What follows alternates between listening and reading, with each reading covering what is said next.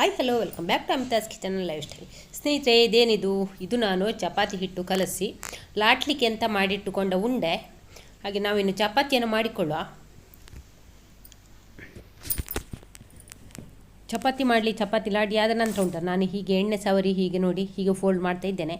ಹೀಗೆ ಮಾಡಿದರೆ ನಿಮಗೆ ಚಪಾತಿ ಕಾಯಿಸಿದ ನಂತರ ಉಂಟಲ್ಲ ಪದರವಾಗಿ ಚೆನ್ನಾಗಿ ಆಗ್ತದೆ, ತಿನ್ನಲಿಕ್ಕೆ ಸಾಫ್ಟ್ ಕೂಡ ಇರ್ತದೆ. ನೋಡಿ ಇದೇ ರೀತಿ ಮಾಡಿದರೆ ಇದೇನು ಟೈಮ್ ತಗೊಳ್ಳೋದಿಲ್ಲ, ಬೇಗ ಆಗ್ತದೆ. ಮಾತ್ರ ಸ್ವಲ್ಪ ದಪ್ಪಕ್ಕೆ ಲಾಟಬೇಕು, ಒಂದು ಸ್ವಲ್ಪ ತುಂಬ ತೆಳ್ಳಗೆ ಲಾಟೋದು ಬೇಡ, ಒಂದು ಸ್ವಲ್ಪ ದಪ್ಪಕ್ಕೆ ಲಾಟಿಕೊಂಡು ಮಾಡಿದರೆ ಆಯಿತು. ಎಣ್ಣೆ ಹಾಕ್ಬೋದು, ತುಪ್ಪ ಬೆಣ್ಣೆ ಏನು ಕೂಡ ಹಾಕ್ಬೋದು. ಬೆಣ್ಣೆ ಕೂಡ ಹಾಕಿದರೆ ತುಂಬಾ ಒಳ್ಳೆಯದಾಗ್ತದೆ.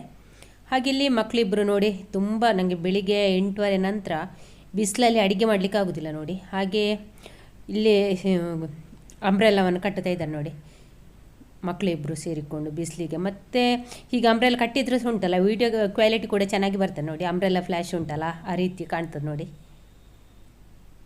ಹಾಗೆ ಮತ್ತು ಬಿಸಿಲಿನ ಒಂದು ತಾಪ ಕೂಡ ಕಡಿಮೆ ಆಗ್ತದೆ, ಇಲ್ಲಾಂದರೆ ಮುಖಕ್ಕೆ ಹೊಡಿದು ಅಲ್ಲಿಗೆ ನಾನು ಕಿಟಕಿ ಸರೂ ಸೂರ್ಯ ಬೇರುದು, ಹಾಗೆ ತುಂಬ ಕಷ್ಟ ಆಗ್ತದೆ, ಬೆವರಿಕೊಂಡೇ ಅಡಿಗೆ ನೋಡಿ. ಚಪಾತಿ ಕಾಯಿಸಲಿಕ್ಕೆ ಶಿಶಿರು ಕೂಡ ಇದ್ದಾನೆ, ಹೆಲ್ಪ್ ಮಾಡ್ತಾ ಇದ್ದಾನೆ.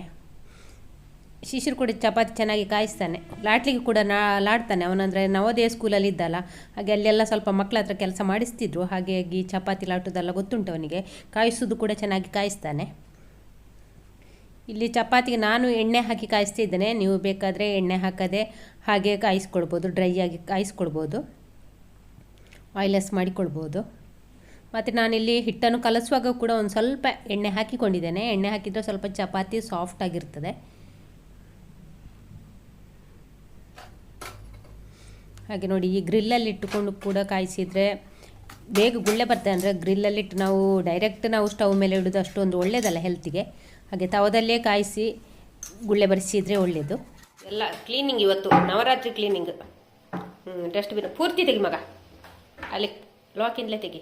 ಓ ಸುಲಭ ಉಂಟು ಅಷ್ಟು. ಪೂರ ತೆಗಿ, ಅದನ್ನೆಲ್ಲ ಕ್ಲೀನ್ ಮಾಡಬೇಕು ಹಾಗೆಲ್ಲ. ಸರಿ, ಈಚೆದು ಡ್ರೈಯರ್ ತೆಗಿಲಿಕ್ಕೆ ಆಗ್ತದಾ? ಅಯ್ಯೋ ಇಲ್ಲಿ ಅಣ್ಣ ನೋಡ್ತಾ ಇದ್ದಾನೆ.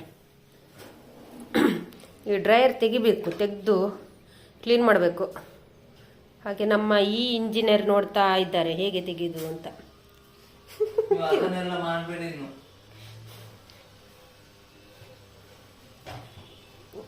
ಇವರು ಇಲ್ಲಿ ನೋಡಿ ಇಬ್ರು ಅಣ್ಣ ತಮ್ಮ ಹೇಗೆ ಕೂತಿದ್ದಾರೆ ಅಂತ ಎಲ್ಲ ನೋಡಿ.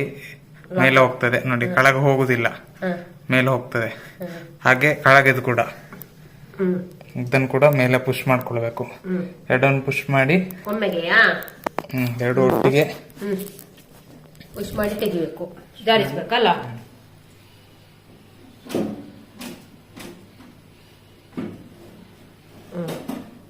ನೋಡಿ ತೆಗೆದು ಇನ್ನೆಲ್ಲ ಕ್ಲೀನ್ ಮಾಡಿಕೊಳ್ಬೋದಲ್ಲ. ನೋಡ ಅದು ಬೇಡ, ಅದಲ್ಲಿಂದಲ್ಲಿಗೆ ನಾನು ಕ್ಲೀನ್ ಮಾಡ್ತೇನೆ. ಸರಿ ನೋಡಿ, ಎಲ್ಲ ಬಲೆಯನ್ನೆಲ್ಲ ತೆಗಿತಿದ್ದೇನೆ. ನಾವು ವಾರ ಬಲೆನೆಲ್ಲ ತಗೊಂಡಿದ್ರೆ ನಮ್ಗೆ ಅಷ್ಟೊಂದು ದೊಡ್ಡ ಕೆಲಸ ಆಗೋದಿಲ್ಲ. ಅಂದರೆ ಗುಡಿಸುವಾಗೆಲ್ಲ ತಗೊಂಡು ಉಂಟಲ್ಲ, ಅಷ್ಟೊಂದು ದೊಡ್ಡ ಕೆಲಸ ಆಗೋದಿಲ್ವ. ಹಾಗೆ ಬಿಟ್ಟರೆ ಅದುವೇ ಒಂದು ತುಂಬ ಹೊತ್ತು ಕೆಲಸ ಆಗ್ತದೆ ನೋಡಿ. ಇದು ನಾನು ಸ್ವಲ್ಪ ಮೇಲೆ ನವರಾತ್ರಿ ಬಂತಲ್ಲ, ಹಾಗೆಲ್ಲ ಸ್ವಲ್ಪ ಮೇಲೆಯಿಂದ ಬಲೆ ಎಲ್ಲ ತೆಗಿತಾ ಇದ್ದೇನೆ. ಮತ್ತು ಯಾವಾಗಲೂ ನಾನು ವಾರಕ್ಕೊಂದ್ಸಲ ತೆಗಿತೇನೆ, ಗುಡಿಸುವಾಗೆಲ್ಲ ತೆಗಿತೇನೆ. ಇಲ್ಲದ್ರೆ ಬಾಗಿಲಿನ ಸಂದಿ ಮತ್ತು ದಾರಂದದ ಸೈಡೆಲ್ಲ ಬಲೆ ಇರ್ತದಲ್ಲ. ಮತ್ತು ನಮ್ಮ ದೇವರ ಮನೆಯ ಮೇಲೆ ನಾವು ಹಂಚು ಇಟ್ಟು ಈ ರೀತಿ ಮಾಡಿದ್ದೇವೆ ನೋಡಿ, ಗೋಪುರ ಥರ ಮಾಡಿದ್ದೇವೆ. ಹಂಚಲ್ಲೆಲ್ಲ ಸ್ವಲ್ಪ ಧೂಳು ಜಾಸ್ತಿ ಉಂಟು, ಅದನ್ನೆಲ್ಲ ಎಳೆದು ತೆಗಿತಾ ಇದ್ದೇನೆ. ಕೆಲವು ಸಲ ನಾನಲ್ಲಿ ಒರೆಸುವಾಗ ಇದು ಹಾಕಿ ಕೂಡ ಮಾಪಲ್ಲಿ ಇದು ಕ್ಲೀನ್ ಮಾಡ್ತೇನೆ. ಎಲ್ಲ ಫ್ಯಾನು ಮತ್ತು ಇದು ಈ POP ಉಂಟಲ್ಲ, ಅದರಲ್ಲೆಲ್ಲ ಕ್ಲೀನ್ ಮಾಡ್ತಾನೆ ಇರಬೇಕು. ಮತ್ತು ಅಂಟಿದ ನಂತರ ಉಂಟಲ್ಲ, ಅದು ತೆಗಿಲಿಕ್ಕೆ ಭಾರಿ ಕಷ್ಟ ಆಗ್ತದೆ. ಹಾಗಾಗಿ ನಾನು ವಾರ ಕ್ಲೀನ್ ಮಾಡ್ತಾ ಇದ್ದೇನೆ. ಈ ಲೈಟಲ್ಲಿ ಸಹ ಅಷ್ಟೇ ಎಲ್ಲ ಬಲೆ ಕಟ್ಟುತ್ತದೆ. ವಾರಕ್ಕೊಂದ್ಸಲ ತೆಗೆಯೋದ್ರು ಉಂಟಲ್ಲ, ಲೈಟ್ ಹಾಕುವಾಗೆಲ್ಲ ಬಲೆ ನಿಲ್ತಾ ಇರ್ತದೆ. ಎಲ್ಲ ಕೂಡ ಈ ಬಲೆ ಕೋಲಲ್ಲಿ ನಮಗೆ ಕ್ಲೀನ್ ಮಾಡಿಕೊಳ್ಬೋದು. ಅಂದರೆ ನಾವು ವಾರ ಕ್ಲೀನ್ ಮಾಡಿದರೆ ಹೀಗೆ ಬಲೆ ಕೋಲಲ್ಲಿ ಕ್ಲೀನ್ ಮಾಡಿಕೊಳ್ಬೋದು. ಇಲ್ಲದಿದ್ದರೆ ಈ ಗಡಿಯಾರನವೆಲ್ಲ ಫ್ಯಾನನ್ನೆಲ್ಲ ತೆಗೆದೇ ಕ್ಲೀನ್ ಮಾಡಬೇಕಷ್ಟೆ. ಈಗ ಬೆಳಿಗ್ಗೆ ಎಲ್ಲ ಕ್ಲೀನ್ ಮಾಡ್ತಾ ಇದ್ದೇನೆ.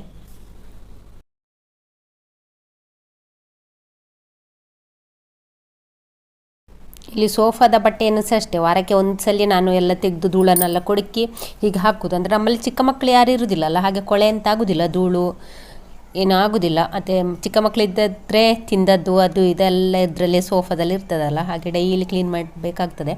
ನಾನು ಮಾತ್ರ ವಾರಕ್ಕೆ ಒಂದೇ ಸಲ ಮಾಡೋದು, ಮತ್ತು ಕ್ಲೀನೇ ಇರ್ತದೆ. ಮತ್ತು ಹಾಗೆ ಹೀಗೆ ಇಲ್ಲಿ ಸೋಫಾದ್ದು ದಿವಾನದ್ದೆಲ್ಲ ಕ್ಲೀನ್ ಮಾಡಿ ನಂತರ ಗುಡಿಸಿಕೊಳ್ಳಿಕ್ಕುಂಟು, ಆನಂತರ ಒರೆಸ್ಲಿಕ್ಕುಂಟು. ಇಷ್ಟು ಇವತ್ತಿನ ಕೆಲಸ ಆಗ್ತದೆ ನಂದು ಬೆಳಗಿದ್ದು.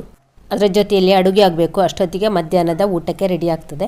ಆನಂತರ ಮಧ್ಯಾಹ್ನಂತರದ ಕೆಲಸ. ಹಾಗೆ ಇಲ್ಲಿ ನೋಡಿ ಈ ಡ್ರೈಯರನ್ನು ಡಸ್ಟ್ಬಿನ್ನಲ್ಲೆಲ್ಲ ತೆಗೆದು ಇಲ್ಲಿ ಒಂದು ಸ್ವಲ್ಪ ಫಿನೈಲೆಲ್ಲ ಹಾಕಿ ಕ್ಲೀನ್ ಮಾಡ್ತಾ ಇದ್ದೇನೆ. ಸಿಂಕಿನ ಅಡಿಯಲ್ಲಿ ಸ್ವಲ್ಪ ಪಸೆ ಉಂಟು ಮಾತ್ರ. ಹಾಗೆ ಅದೊಂದು ಸ್ವಲ್ಪ ಒಂದು ದಿವಸ ಹಾಗೆ ಡ್ರೈ ಆಗಲಿಕ್ಕೆ ಬಿಟ್ಟು ಇದನ್ನೆಲ್ಲ ಸಿಕ್ಕಿಸುವಂತಿದ್ದೇವೆ.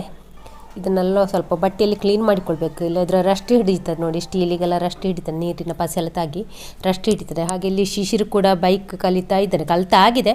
ಅಂದರೆ ಅವನಿಗೀಗ ಲೈಸೆನ್ಸಿಗೊಮ್ಮೆ ಸ್ಟಡಿ ಆಗಿರ್ಬೇಕಲ್ಲ, ಹಾಗಾಗಿ ಎಲ್ಲ ಒಂದ್ಸಲ ಈಗ ಅಪ್ಪನ ಬೈಕನ್ನು ಹಿಡ್ಕೊಂಡು ಹೋಗ್ತಾ ಇದ್ದಾನೆ. ಅಣ್ಣ ಹಿಂದಿಂದ ವಿಡಿಯೋ ಶೂಟಿಂಗ್ ಮಾಡ್ತಾ ಇದ್ದಾನೆ. ಸ್ನೇಹಿತರೆ, ನನ್ನನ್ನು ಕೆಲವರು ಹೆಚ್ಚಿನವರೆಲ್ಲ ಕೇಳ್ತಾ ಇದ್ರು, ಇಂಥ ಮಾನಿಟೈಸೇಷನ್ ಆನ್ ಆಗಿದೆ ಆಂಟಿ, ಮಾನಿಟೈಸೇಷನ್ ಆನ್ ಆಗಿದೆ, ಆ್ಯಡ್ ಬರ್ತಾ ಉಂಟಲ್ಲ, ಸಿಕ್ಕಾಪಟ್ಟೆ ಆ್ಯಡ್ ಬರ್ತಾ ಉಂಟು, ಹಿಂದೆ ಮುಂದೆ ಎಲ್ಲ ಮೊದಲು ಬರ್ತಾ ಇತ್ತು. ಅಂದರೆ ಈಗ ಸ್ಟಾರ್ಟಿಂಗ್ಲಿ ಆ್ಯಡ್ ಬರ್ತಾ ಉಂಟು, ಮತ್ತು ಮಿಡ್ಲಲ್ಲಿ ಆ್ಯಡ್ ಬರ್ತಾ ಉಂಟು ಅಂತ ಹೇಳ್ತಾ ಇದ್ರು ಕೆಲವು ಮಕ್ಕಳು.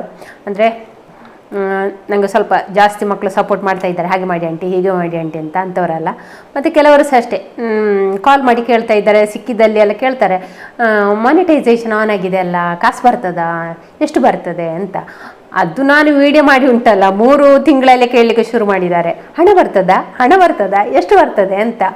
ಮತ್ತು ಅಲ್ಲಿ ಯಾವುದೋ ಒಂದು ತನುಷನವರ ಅಜ್ಜಿಯ ಬೊಜ್ಜದೊಂದು ವಿಡಿಯೋ ಮಾಡಿದೆ ಅಲ್ಲ, ಹಾಗೆ ನಾನೆಲ್ಲ ಅಡುಗೆ ಕೋಣೆಗೆ ಹೋಗಿ ಸ್ವಲ್ಪ ಅವರ ರೆಸಿಪಿದೆಲ್ಲ ಮಾಡಿದಲ್ಲ, ಹಾಗೆ ಅಲ್ಲಿ ಭಟ್ರುಗಳು ಕೇಳ್ತಿದ್ರು, ಇದರಲ್ಲಿ ಏನಾದರೂ ಇನ್ಕಮ್ ಉಂಟಾ ಅಂತ. ಇನ್ಕಮ್ ಉಂಟು ಸರ್, ಅಂದರೆ ಈಗಲೇ ಬರೋದಿಲ್ಲ, ನನಗೆ ಬರೋದಿಲ್ಲ, ತುಂಬ ದೊಡ್ಡ ದೊಡ್ಡ ಯೂಟ್ಯೂಬರಿಗೆಲ್ಲ ಬರ್ತದೆ. ಸ್ನೇಹಿತರೆ, ಯಾವಾಗಲೂ ನೀವು ಕೇಳ್ತಿದ್ರಿ ಹಣ ಬರೋದಿಲ್ವಾ, ಇನ್ನೂ ಕೂಡ ಹಣ ಬರೋದಿಲ್ವಾ ಅಂತ. ಹೌದು ಸ್ನೇಹಿತರೆ, ಇವಾಗ ನೀವು ತೋರಿಸಿದ ಪ್ರೀತಿಯ ಸಂಕೇತವಾಗಿ ನನ್ನ ಚಾನಲ್ಗೆ ಮಾನಿಟೈಸೇಷನ್ ಆನ್ ಆಗಿದೆ. ಅಂದರೆ ಸ್ವಲ್ಪ ಚಿಲ್ಲರೆ ಕಾಸು ಅಕೌಂಟಿಗೆ ಬೀಳ್ತುಂಟು, ಅಂದರೆ ನಮಗೆ ಅದು ತೆಗಿಲಿಕ್ಕೆ ಆಗೋದಿಲ್ಲ. ಅಂದರೆ ಯೂಟ್ಯೂಬರ್ನವರ ಇದು $100 ಕಂಪ್ಲೀಟ್ ಆದರೆ ಮಾತ್ರ ನಮಗೆ ಅದು ಹಣ ಸಿಗೋದು ನಮ್ಮ ಅಕೌಂಟಲ್ಲಿ ಇರ್ತದೆ, ಅಂದರೆ ನಮಗೆ ಕೈಗೆ ಸಿಗೋದು, ಹಾಗೆ ಅಂತ ಹೇಳಿದೆ. ಹಾಗೆ ಬಂದಿದೆ, ನಿಮ್ಮೆಲ್ಲರ ಒಂದು ಪ್ರೋತ್ಸಾಹ ಸಹಕಾರದಿಂದ ನನಗೆ ಮಾನಿಟೈಸೇಷನ್ ಕೂಡ ಆನ್ ಆಗಿದೆ. ಆದರೆ ಹಣ ಈಗ ಕೈಗೆ ಸಿಗ್ತಾ ಇಲ್ಲ. ಅಂದರೆ ಅಕೌಂಟಲ್ಲಿ ಹಣ ಉಂಟು, ಅಂದರೆ $100 ಕಂಪ್ಲೀಟ್ ಆದರೆ ಮಾತ್ರ ನಮಗೆ ಸಿಗೋದದು. ಹಾಗೆ ಮತ್ತೆ ಅಂತ ಹೇಳಿದರೆ, ಸ್ನೇಹಿತರೆ, ನಿಮಗೆ ನಾನು ಮಾಡುವಂಥ ರೆಸಿಪಿ ಎಷ್ಟಾಗ್ತದೆ, ಬ್ಲಾಗ್ ಇಷ್ಟ ಆಗ್ತದೆ ಅಂತ ಹೇಳಿ. ಹಾಗೆ ರೆಸಿಪಿ ನಂದು ಎಲ್ಲ ವೀಡಿಯೋ ಎಲ್ಲ ಕ್ಲೀನಾಗಿ ಉಂಟು, ರೆಸಿಪಿ ಯಾಕೆ ನೀವು ನೋಡೋದಿಲ್ಲ ಒಂದು ಕಮೆಂಟಲ್ಲಿ ಹಾಕಿ. ಹಾಗೆ ಎಲ್ಲ ನೋಡಿದವರೆಲ್ಲ ಕೂಡ ಹೇಳ್ತಾರೆ ಒಳ್ಳೆದುಂಟು ಅಂತ ಹೇಳ್ತಾರೆ. ಈಗೇನು ಇನ್ಕಮ್ ಬರ್ದಿಲ್ಲ, ನನ್ನ ಒಂದು ಹಾಬಿ ಅಂತ ಹೇಳಿ ಹಾಕೋದು ಅಂತ. ಅಂದರೆ ನನ್ನ ಅಕ್ಕ ಅಂದರೆ ಡಾಕ್ಟರ್ ಭವನ ಹೆಂಡತಿ ಯಾವಾಗಲೂ ಹೇಳುವರು, ಅಮಿತ ಹಣ ಬರದಿದ್ರೆ ತೊಂದರೆ ಇಲ್ಲ ಅಮಿತ, ನಿನ್ನೊಂದು ಹಾಬಿಯನ್ನು ನೀನು ಹೊರ ಹಾಕು, ಅಷ್ಟು ಸಾಕು, ಹಣದ ಅವಶ್ಯಕತೆ ಇಲ್ಲ, ಬೇಡ ಬಿಡು ಅಂತ ಹಾಗೆ ಯಾವಾಗಲೂ ಹೇಳೋದು. ನಾನು ಹೇಳ್ತಾ ಇದ್ದೆ, ವ್ಯೂಸೇ ಇಲ್ಲಕ್ಕ ಏನಂತ, ಇಲ್ಲ ಆಗ್ತದೆ ಅಮಿತ ಬಿಡು, ನಿನಗೆ ನಿನ್ನೊಂದು ಹಾಬಿಯನ್ನು ನೀನು ತೋರಿಸಿದ್ಯಲ್ಲ, ಎಲ್ಲರ ಹತ್ರ ಅಂತ ಒಂದು ಹಾಬಿ ಇರೋದಿಲ್ಲ, ಎಲ್ಲರೂ ಸಹ ಅಡುಗೆ ಮಾಡ್ತಾರೆ ನೋಡು, ನಾವು ಸಹ ಮಾಡ್ತೇವೆ, ನಮ್ಮದು ಒಂದು ಚಾನಲ್ ಉಂಟು, ಇಲ್ಲ ನೋಡು ನೀನು ಧೈರ್ಯದಿಂದ ಮಾಡ್ತಿದ್ಯಲ್ಲ, ಅಷ್ಟು ಸಾಕು, ಅಷ್ಟಕ್ಕೆ ನೀನು ತೃಪ್ತಿ ಪಟ್ಟುಕೋ ಅಂತ. ಹೌದು, ಅದೇ ಮತ್ತೆ ಎಲ್ಲರೂ ಹೇಳ್ತಾರೆ ಅಲ್ಲ, ನಮ್ಮನ್ನೊಂದು ಗುರಿಸ್ತಾರೆ. ನಾವೀಗ ಒಂದು ಫಂಕ್ಷನ್ಗೆ ಹೋದರೆ ಉಂಟಲ್ಲ, ಗುರಿಸ್ತಾರೆ, ಯೂಟ್ಯೂಬರ್ ಅಲ್ಲ, ಗೊತ್ತುಂಟು, ಇವರನ್ನು ಗೊತ್ತುಂಟು, ಯೂಟ್ಯೂಬರ್ ಅಲ್ಲ, ಅಮಿತಾಸ್ ಕಿಚನ್ ಅವರಲ್ಲ, ಹಾಗೆ ಯಾರು ಹೋದರೆ ಗೊತ್ತುಂಟು. ಮತ್ತು ನಮ್ಮ ಶಾಪಿನ ಪಕ್ಕದವರು ಸಹ ತುಂಬ ಸಪೋರ್ಟ್ ಮಾಡ್ತಾರೆ, ಅವರು ಹೋಟೆಲ್ನವರೇ. ಒಳ್ಳೆಯದುಂಟು ನಿಮ್ಮ ರೆಸಿಪಿ, ಅಂದರೆ ಅವರು ಹೊರಗೆ ಮೂಡಬಿದ್ರಲ್ಲಿ ಇರೋದು, ಅವರೆಲ್ಲ ಹೋಟೆಲಿಗೆ ಬಂದರೆ ಯಾವಾಗಲೂ ನಾನು ಮಾತಾಡಿಸ್ಕೊಂಡು ರೆಸಿಪಿ ಒಳ್ಳೆಯದುಂಟು ಹಾಗೆ ಹೀಗೆ ಅಂತ ಹೇಳ್ತಾರೆ. ಅಷ್ಟೆಲ್ಲ ಸಾಕಲ್ಲ, ಮತ್ತು ಎಂತ ಆಗ್ತದೆ, ವ್ಯೂಸ್ ಬರಲಿ ಬರೋದಿರಲಿ, ನಿಧಾನಕ್ಕೆ ಬರಲಿ, ಪರವಾಗಿಲ್ಲ. ಹಾಗೆ ನಿಮ್ಮ ಸಪೋರ್ಟು ಸಹಕಾರ ಇನ್ನು ಮುಂದೆ ಕೂಡ ಹೀಗೆ ಇರಲಿ. ಇನ್ನಿನ್ನು ಜಾಸ್ತಿ ಸಪೋರ್ಟ್ ಮಾಡಿ, ಶೇರ್ ಮಾಡಿ, ನನ್ನ ವೀಡಿಯೋಸನ್ನೆಲ್ಲ ಶೇರ್ ಮಾಡಿ. ಹಾಗೆ ಎಲ್ಲರಿಗೂ ಧನ್ಯವಾದ. ಈ ವಿಡಿಯೋನ ಇಲ್ಲಿಗೆ ಎಂಡ್ ಮಾಡ್ತಿದ್ದೇನೆ. ನಾಳೆ ನಾವು ಹೊಸ ವಿಡಿಯೋ ಅಥವಾ ರೆಸಿಪಿಯೊಂದಿಗೆ ಸಿಗ್ತೇನೆ. ಅಲ್ಲಿಯವರೆಗೆ take care, bye bye. Thank you ಸ್ನೇಹಿತರೆ.